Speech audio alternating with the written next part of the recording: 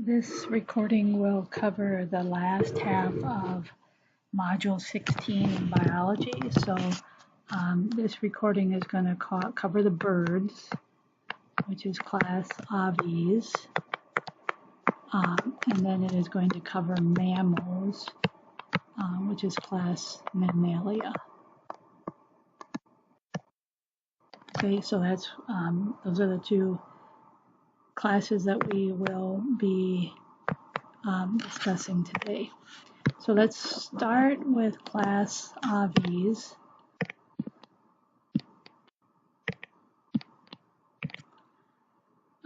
So this is birds, and as we have done before, let's talk about some of the characteristics of all members of class Aves. Okay, so first of all, they are endothermic.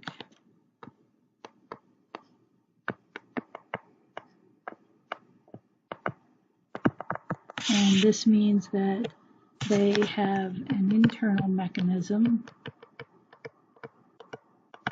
that regulates their body temperature.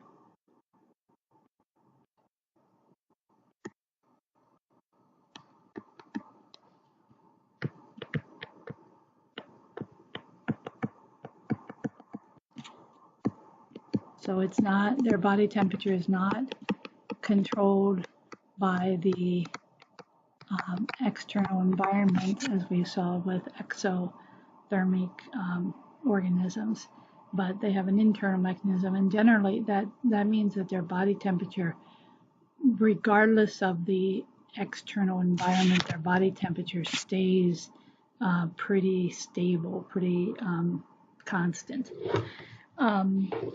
Secondly, so that's one characteristic of class Aves. A second characteristic is that they have a 4-chambered heart. Okay, so now we have seen organisms that have a 2-chambered heart, a 3-chambered heart, a 3-chambered heart that is, partially divided, that is almost a 4-chambered heart, and now finally we are going to see a 4-chambered heart. So in a 4-chambered heart, there are 2 upper chambers. So there is a right atrium, a left atrium,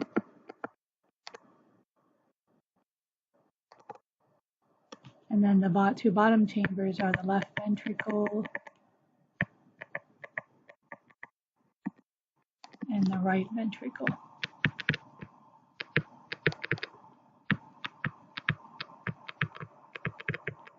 So in a 4-chambered heart,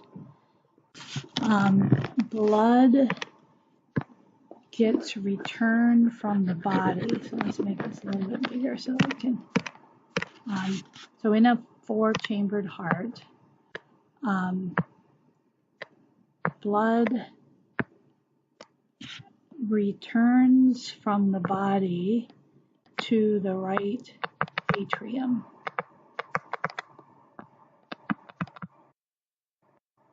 So the blood comes in to the right atrium, and this is blood that doesn't have much oxygen in it because it has returned from the body. So we would say that this is oxygen poor blood. Doesn't have much oxygen in it. Then from the right atrium, it will flow into the right ventricle.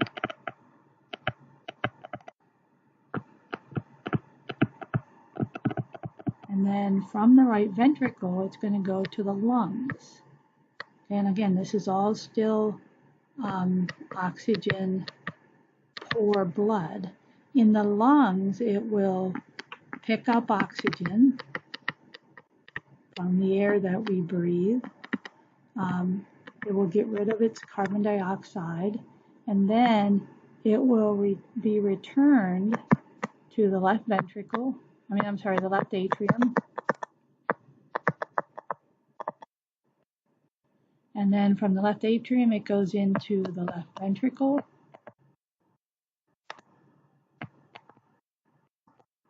And then from the left ventricle,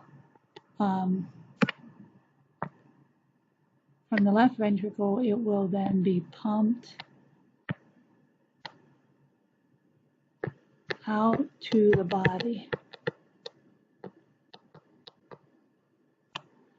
So once the blood leaves the lungs and goes into the left atrium, now this is oxygen-rich blood. So basically, the right side of the heart contains oxygen-poor blood. So blood that doesn't have much oxygen in it. Then it flows to the lungs where it picks up oxygen. And so the left side of the heart contains oxygen-rich blood. And that is the blood then that gets pumped out to the rest of the body. So that's the way a 4-chambered heart works. Okay, another characteristic of members of class Aves is that they have a toothless bill.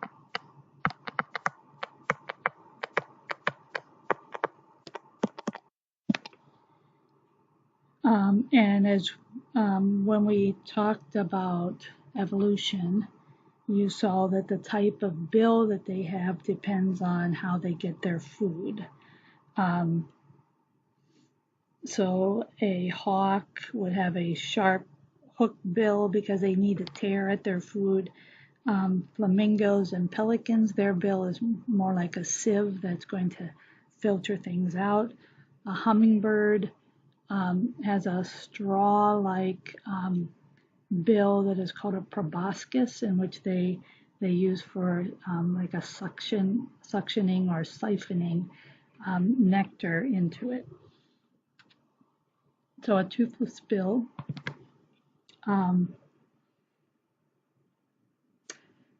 Birds have feathers.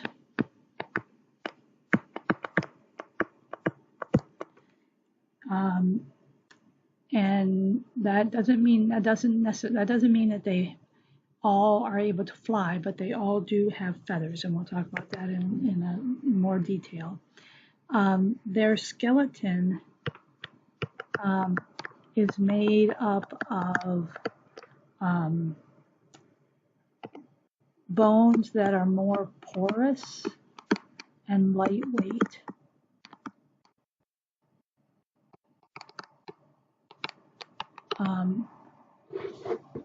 Compared to other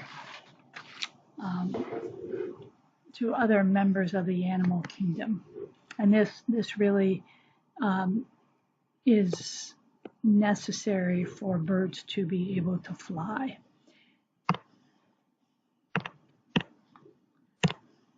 Birds are oviparous.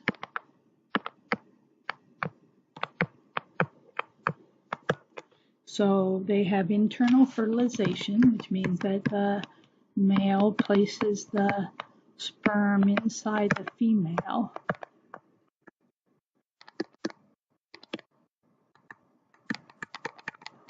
But then the egg is laid so that the egg develops outside of the body. Now, one of the big, so outside of the female's body,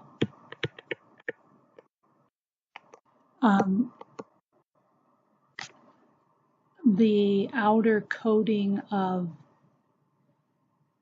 the eggs, the shell in birds compared to reptiles. For example, reptiles, the eggs, the outer shell is leathery. In birds, it's going to be a hard shell. And the reason for that is that the hard shell is made of lime, and lime contains calcium.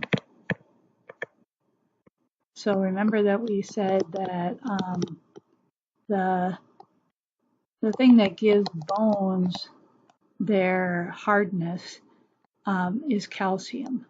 So the hard shell in these birds is due to the calcium.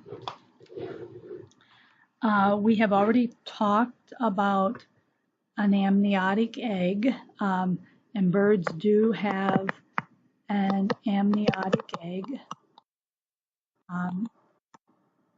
just like the egg that we talked about in the reptiles.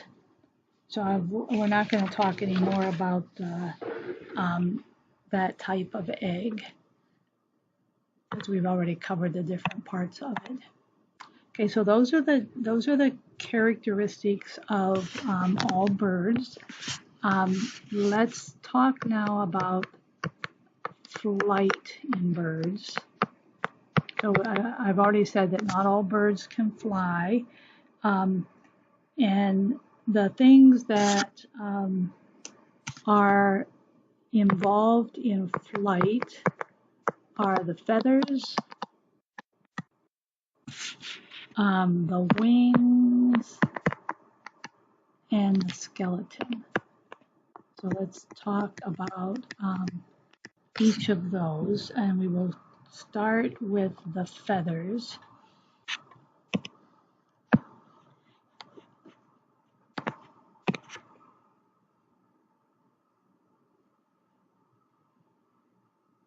So a feather is made up of really two parts. It has a shaft, and then it has a vein. We'll look at a picture here in just a moment. And then the shaft, on the end of the shaft is the quill. And then the center part is called the rachis. And then we have the vein. So let's go ahead and look at a picture of that. So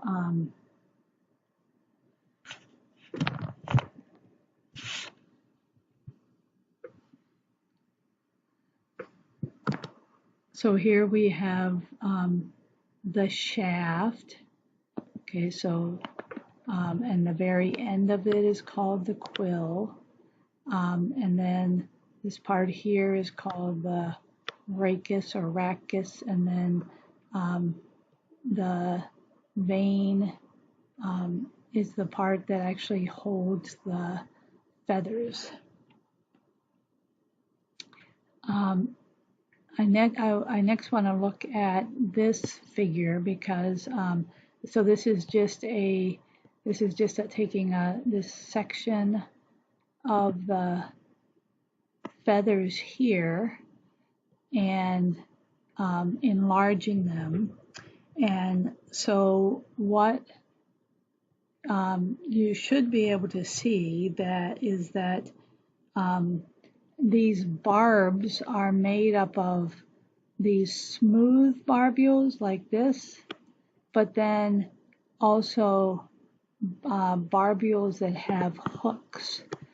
And all of these barbules interlock with each other so that gives the feather strength, but it also helps the feather to remain flexible. So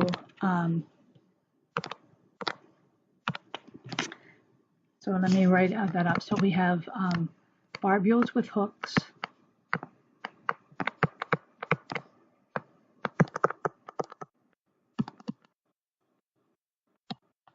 and then there are barbules without hooks, so they're smooth.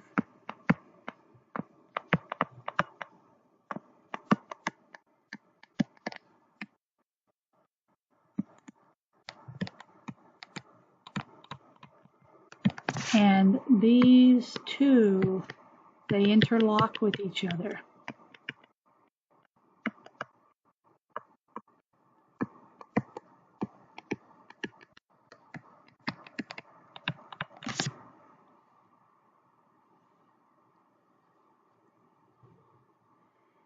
Now birds have near their tail, there is a gland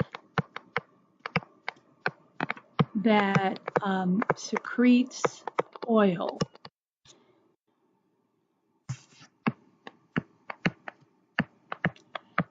And what the bird will do is that oil is used to lubricate the feathers.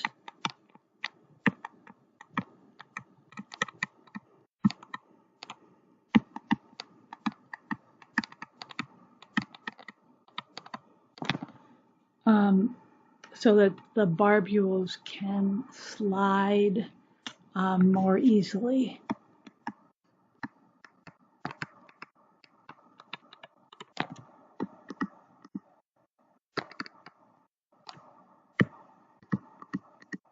So in other words, it's easier for them to stay intertwined and hook and slide back and forth along each other. If a hooked barb were to slip off of a smooth barb, then the bird will reattach it by stroking it with its beak.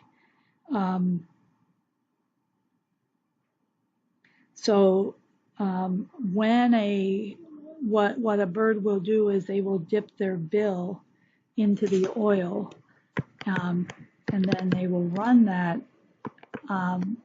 bill over their feathers.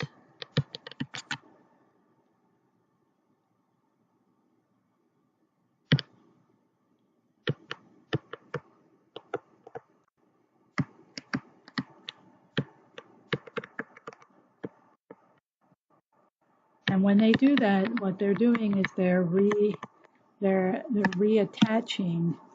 the barbules, or reattaching the hooked and the unhooked barbules. And that's called preening.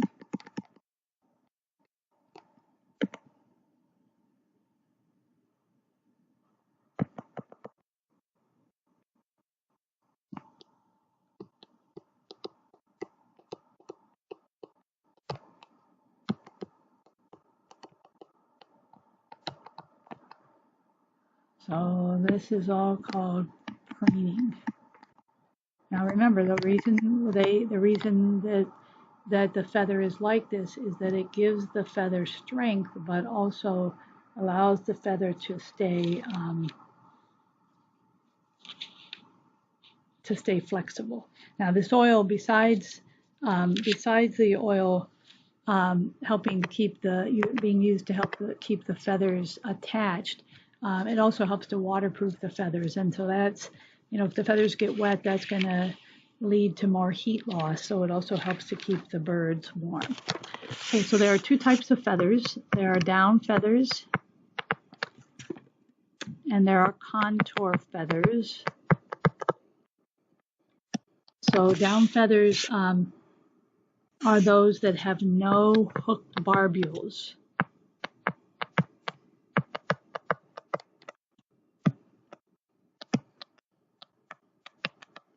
So they're fluffy, they're soft.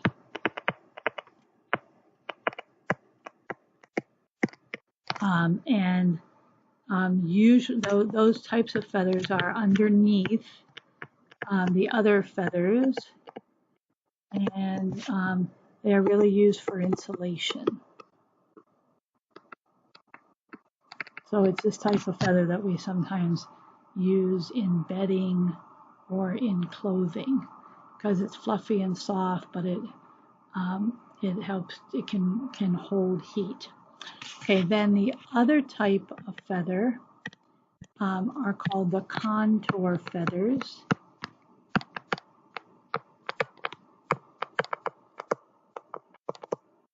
And the contour feathers are the feathers that give the bird its shape, its color, and also flight.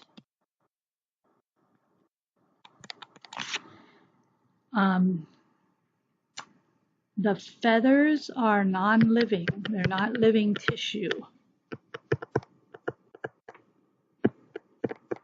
So that means that the birds will shed their feathers or they will molt.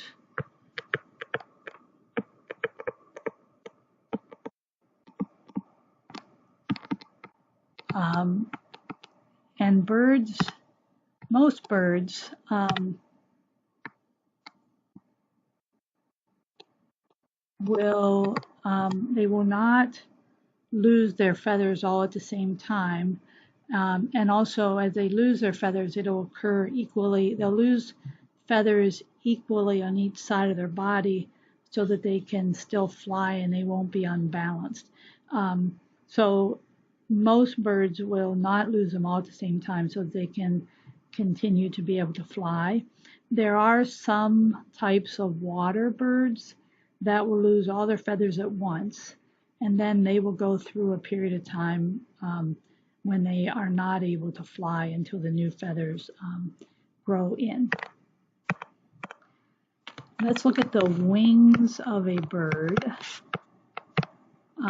And for this, it would be good for you to look at figure 16.5 in your book. I don't have that picture as a slide, but if you want to look at figure 16.5, the main thing I want to talk about with regard to the wings is that there is an area of the wing, a structure that is called the alula, and you can basically think of it sort of as a bird's thumb. And if you look at that picture, if you look at figure 16.5 and you look at where the alula is, I think you can understand why it's called the bird's thumb. And this area is usually covered with 3 to 5 small feathers. And the alula is important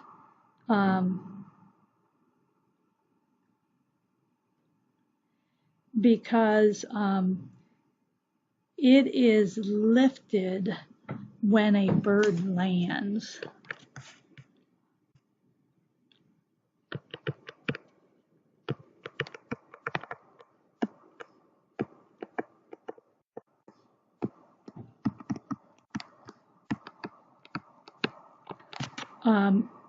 And that helps, it kind of creates a leading edge on the wing.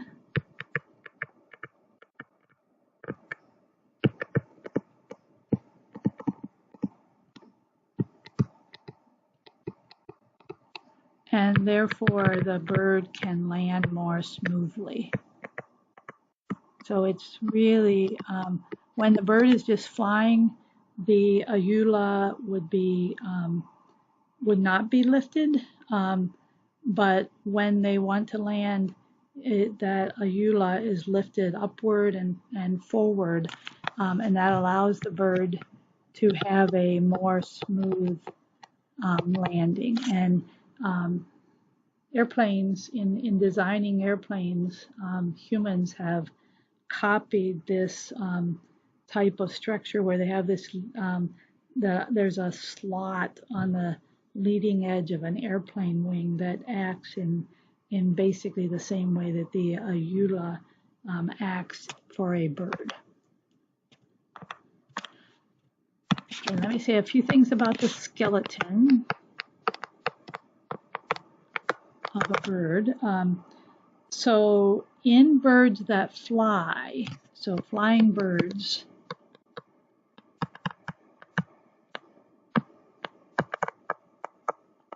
they have light porous bones. So porous just means that there are a lot of air spaces in them. So they're bones that have a lot of air cavities. And that makes them lighter, and that is more conducive to be able to fly. Then in addition to these air cavities, there are also thin strands of bone tissue that run across the air cavity.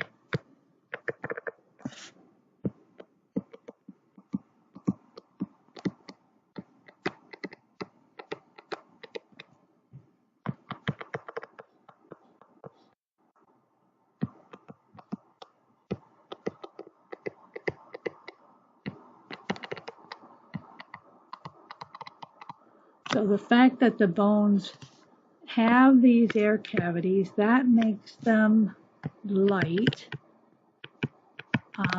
But the fact that they have these thin strands of bone tissue, that makes them strong. Okay, so they can, the design is such that the bones can be light, but they can also be strong. Now, if we were to look at the skeleton of non-flight birds,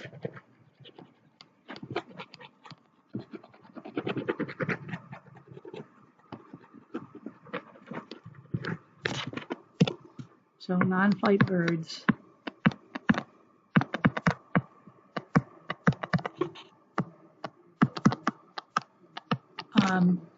their bones are not as porous.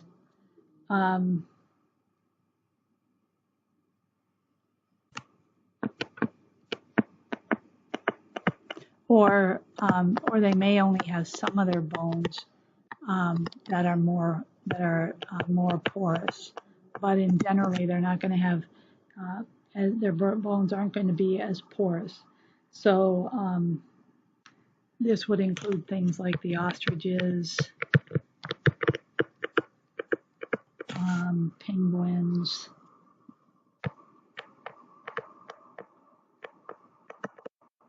So in an ostrich, the wings are, so these animals move more by running, and so the wings are used in that.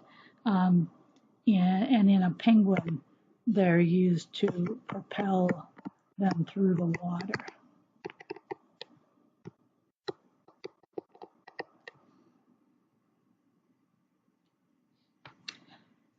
So those are all the general characteristics of birds. I just want to, without having you learn all the different orders names, I just want to list some of the. I'll list the different orders. You won't be asked to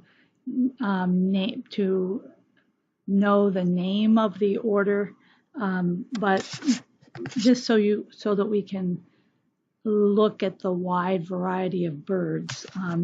So there are birds that are falconifers, and these birds are usually called birds of prey.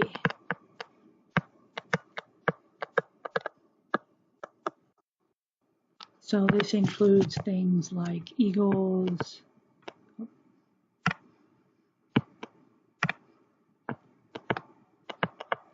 it'll include hawks, falcons. So these birds have really good eyesight.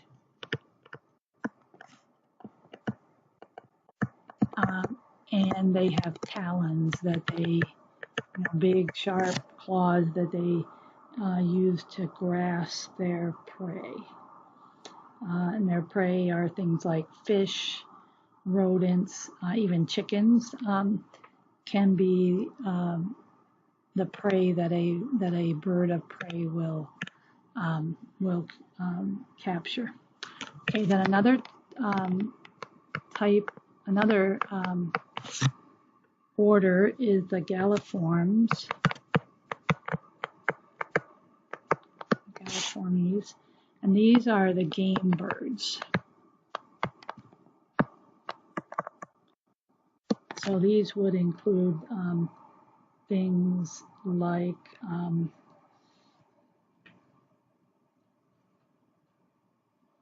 quail would be an example of a, so this would be like quail, turkeys, pheasants.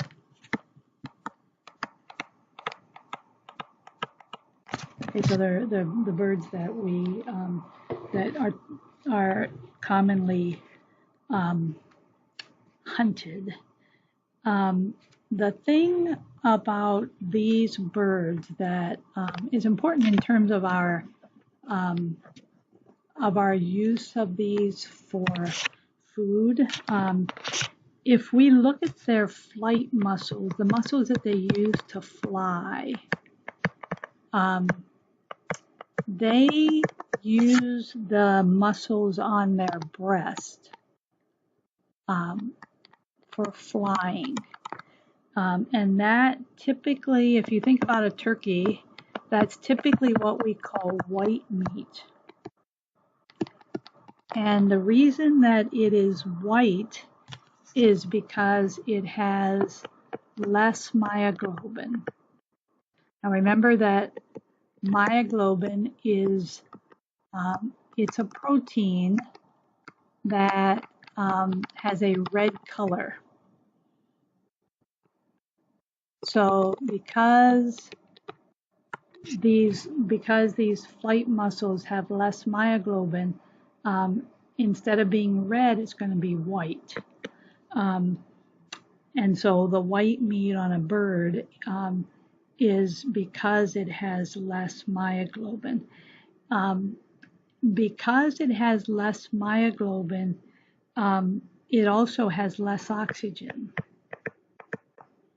Because myoglobin is one way that muscle can hold on to, store and transport oxygen. So because it has less oxygen, that means that it's going to tire easily. The muscles are going to tire easily. So what does that mean in terms of the way that these birds fly? Well, they will fly in quick, short bursts of flight.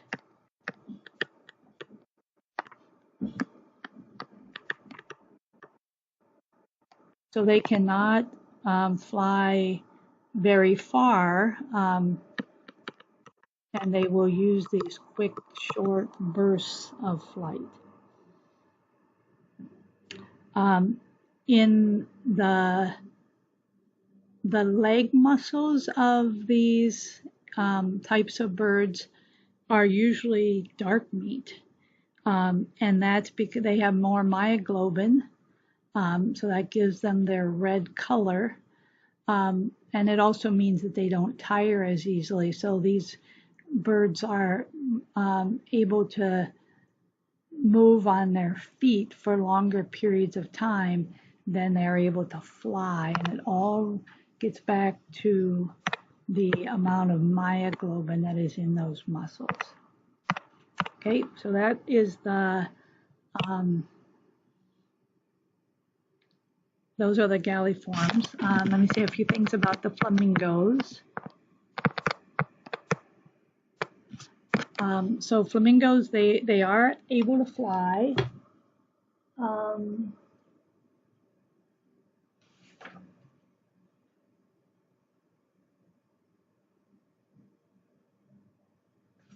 So they even though we don't see them, they are able to fly. We don't usually see them flying.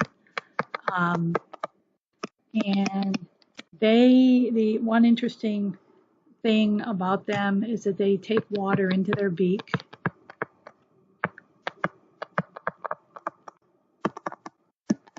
And then they strain out small creatures from the water for food.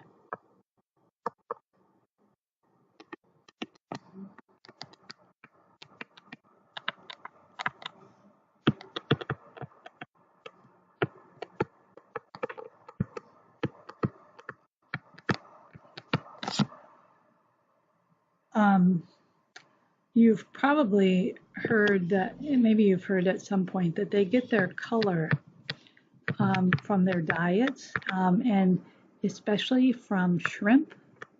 So the shrimp have this sort of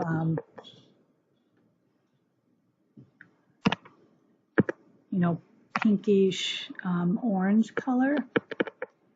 So they eat the shrimp and that gives them their color. Well, remember when we were talking about pigments that are in plants?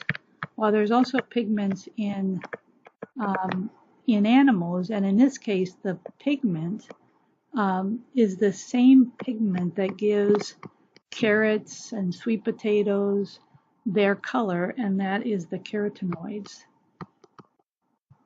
So when we were studying leaves, we talked about how the carotenoids is what gives leaves their orangish red color, orangish yellow color.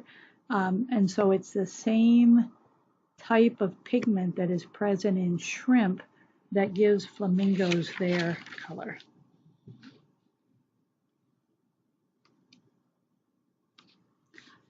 Just a few more types of birds that I will mention. Hummingbirds. What is unique about hummingbirds?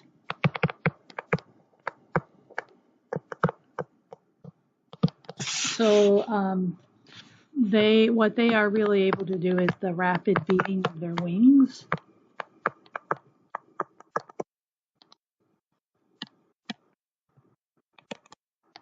So that allows them not only to hover, but it also allows them to fly backwards.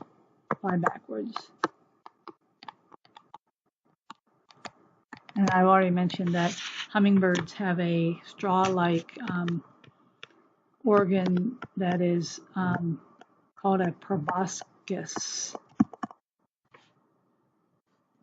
So this is essentially their beak that is used to suck nectar into them. Okay, so those are hummingbirds. Swimming birds.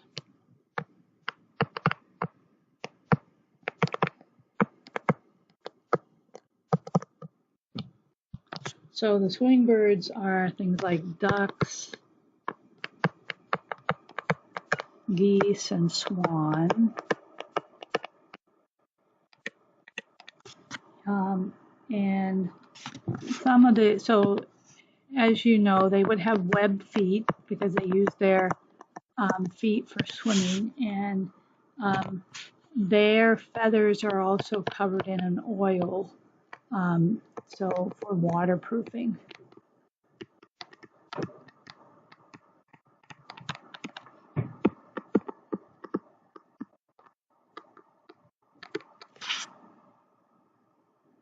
Now there is a type of bird, its name escapes me right now, that you'll see sometimes sitting around lakes or ponds with its feathers stretched out. So that's a type of bird that the feathers are not very waterproof. So when they come out of the water, their feathers are wet, and they will sit in a tree with the feathers spread out in order to dry their feathers. Okay, then the last type of bird that I will mention are the songbirds. All birds have the ability to make sounds, but the songbirds, those birds that are particularly known for producing pleasant sounds, they have an organ that is called a syrinx. And the plural of this is a syringes, spelled the same way as we say syringe. Okay, so the organ is called a syrinx, or plural is a syringes. Anyway, this is a special organ that produces sound.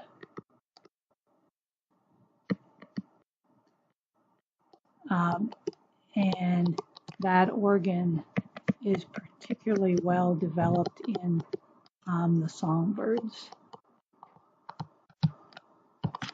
Okay, so that is all that we are going to do for the class Aves. Okay, now let's go ahead and go into class Mammalia. And just like we've done before, we will start by talking about some of the general characteristics of all members of class Mammalia. One is that they have hair. And hair is it's a non-living type of tissue. So it will be shed and new hair develop in its place. For animals in this, there is an underhair that is used for insulation and warmth.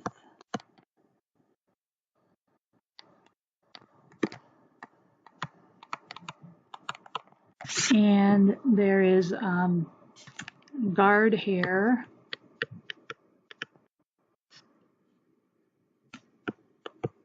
that is used more for things like camouflage.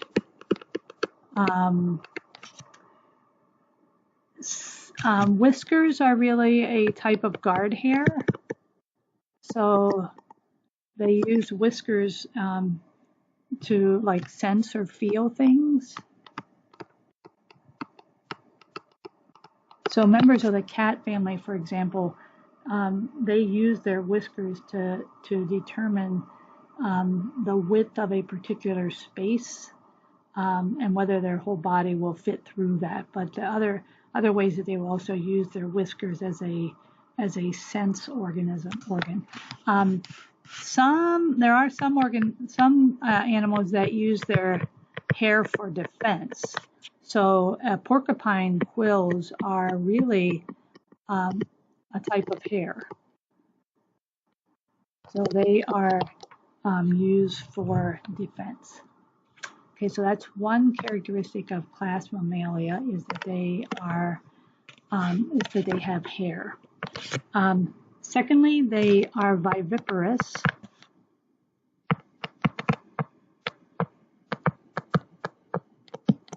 So they have internal fertilization. So the sperm is placed inside the female. And then viviparous means that the embryo receives nutrients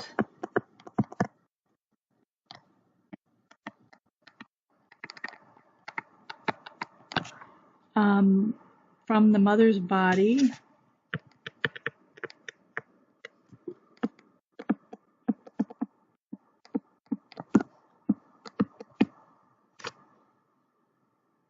Through a placenta.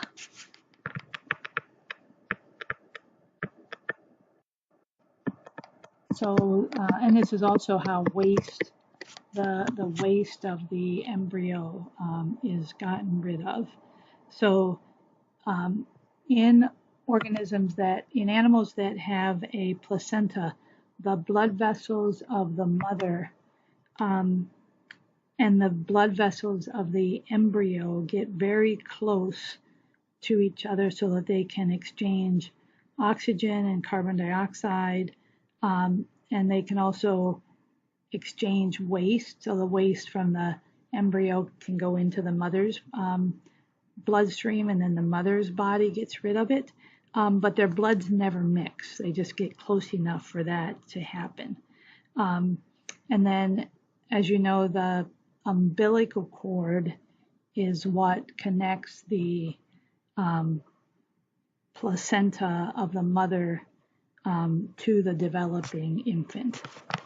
Now, in terms of gestation, and gestation means how long does it take for the offspring to develop. The longer the gestational period,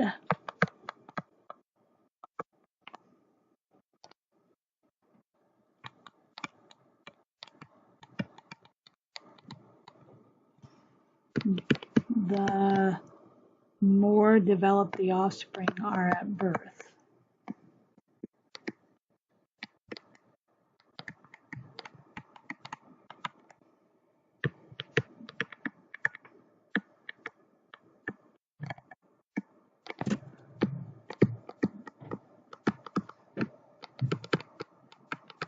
So we could take something, we could think about the gestational period of a mouse, which is only a couple weeks, and those are born without hair, their eyes are closed,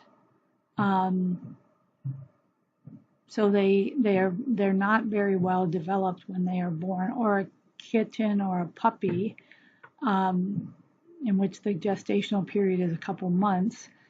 Again, they are born with eyes closed. They can't hear, they can't see, they have no fur at birth. But then contrast that with a horse that has a gestational period that is nearly a year. They are born, and within minutes, they're standing up and walking. So the more developed the offspring are at birth, when you have a longer gestational period. Okay, members of kingdom of class Mammalia feed their young from mammary glands.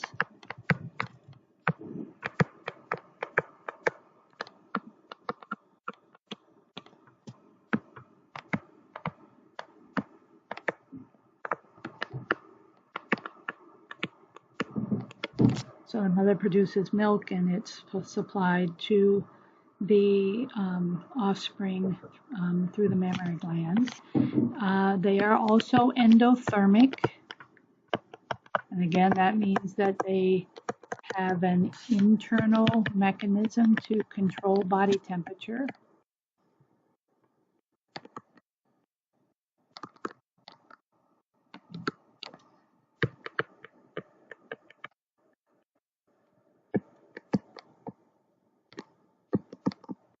And that also means that they have a pretty stable body temperature, the body temperature in degrees Fahrenheit.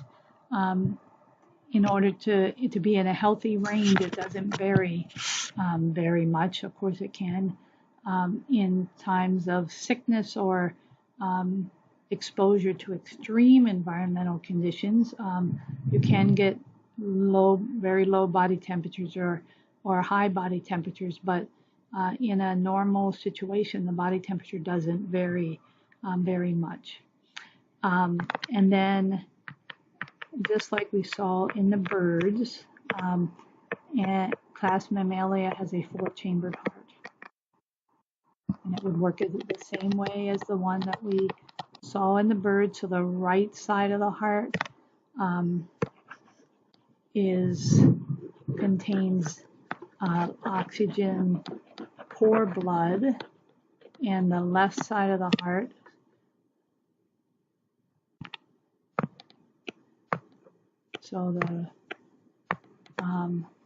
this side of the heart, the right side, contains oxygen poor blood, because it's blood that has just returned from the body tissues. And then the left side of the heart contains oxygen rich blood, and that's the blood then that gets pumped throughout the body. So in between the right side of the heart and the left side of the heart, it goes to the lungs, where it picks up oxygen and gets rid of carbon dioxide. Okay, so those are the general characteristics of kingdom of class Mammalia. I do want to talk about just a few organisms or a few different animals that are kind of unique. So the first ones I want to talk about are the egg-laying mammals.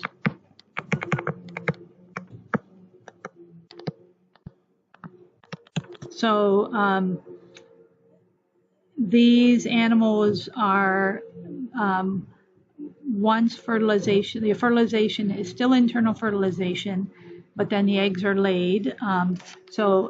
And they develop outside of the mother's body. So an example of this is a duck-billed platypus. Now, so they have webbed feet and they have a bill like a duck, but they're a mammal. They have fur. They seem to have characteristics of both birds and mammals. So they have webbed feet, they have a bill, but then they have fur. And once they are hatched, they are nourished by mammary glands.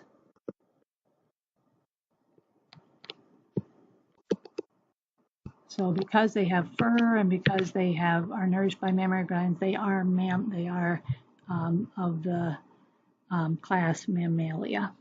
Okay. Next, so those animals would not have a placenta, obviously. There are other mammals without placentas.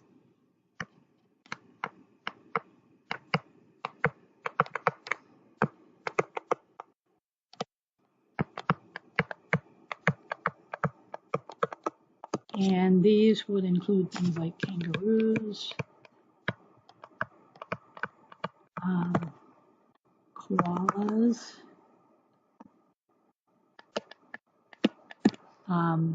possums. So what happens here is that the egg develops inside the mother.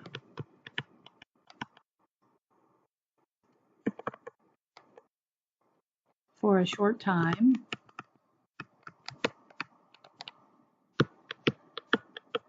And then they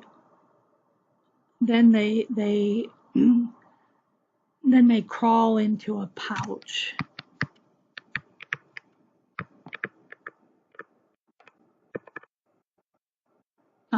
And in that pouch, there are mammary glands.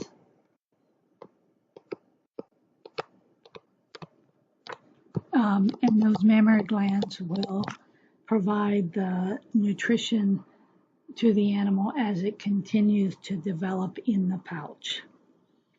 Okay, so that is mammals without a placenta.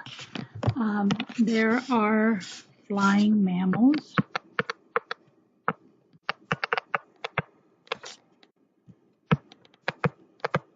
So bats are the most well-known example of a flying mammal. And the real interesting thing about them is that they have a sonar system. So they emit sound waves, and when those sound waves hit something, so when the sound waves encounter an obstruction, they bounce back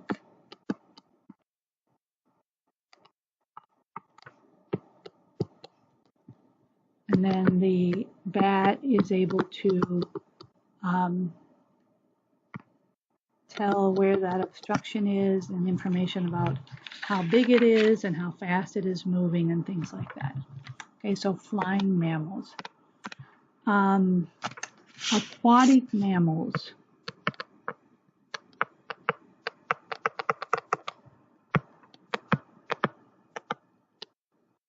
So these are animals that live in the water, so they breathe with lungs.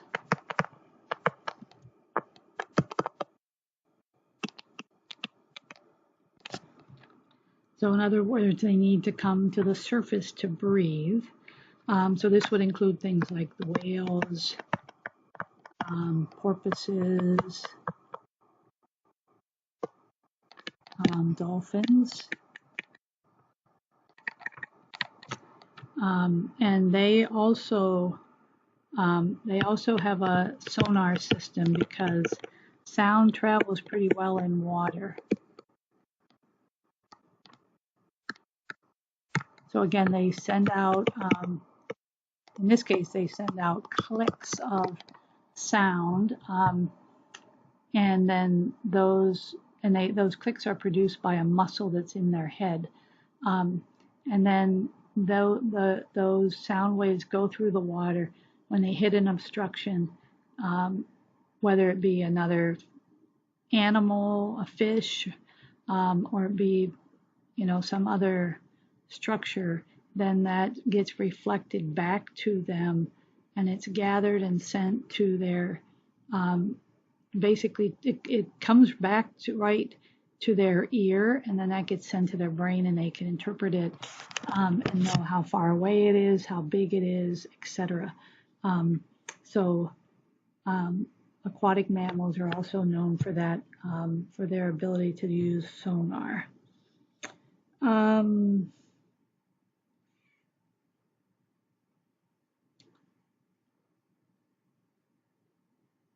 I guess the last one that I will mention then are the order primates.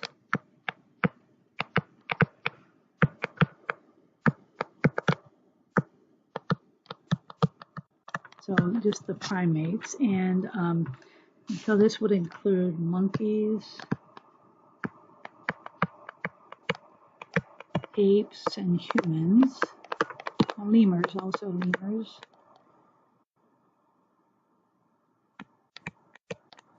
And humans. So the primates have large brains relative to their body size. They tend to be omnivores. Some will eat predominantly herbivore diet, but all are omnivores. They have 5 fingers and 5 toes.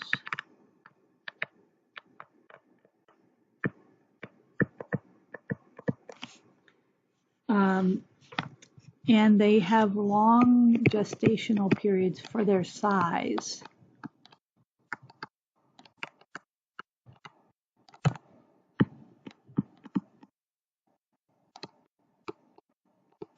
So the gestational period in a human is like 9 months. So when the offspring are born, they're able to see, they're able to hear, but they can't walk, and it takes about approximately a year for them to be able to walk. But relative to their size, they do have long gestational periods.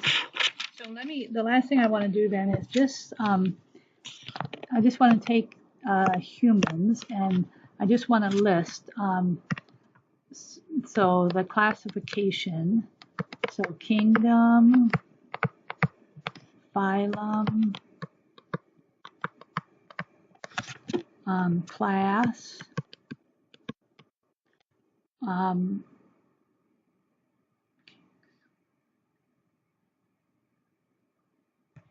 order, family, genus, and species. So I just want to, so that you can see what a human is. So kingdoms are there, and humans are a member of kingdom Animalia. They are of the phylum Chordata. They are a class Mammalia. Order is primates. Then they're, so remember we said that the primates have a high level of intelligence. I don't think I mentioned that they are all able to walk upright. And then The family is called the hominids.